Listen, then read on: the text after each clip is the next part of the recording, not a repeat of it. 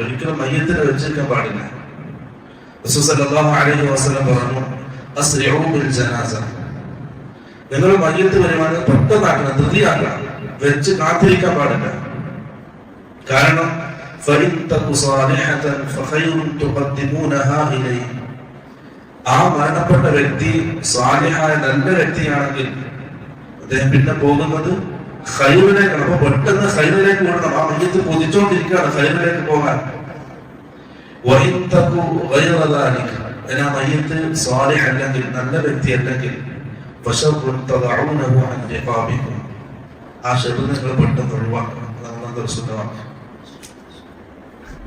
മരണപ്പെട്ട് കഴിഞ്ഞാൽ നല്ല വ്യക്തികൾക്ക് ഭൂമി സ്വീകരിക്കും, എല്ലാത്തിനും ഭൂമിക്ക് പോലും വേണ്ടാത്ത അവസ്ഥയാണ് സ്വാലിഹല്ലാത്ത. അപ്പൊ ആ ഷർറ് നിങ്ങൾ പെട്ടെന്ന് ഒഴിവാക്കണമെന്നാണ് റസൂൽ സല്ലല്ലാഹു അലൈഹി വസല്ലം പറഞ്ഞത്.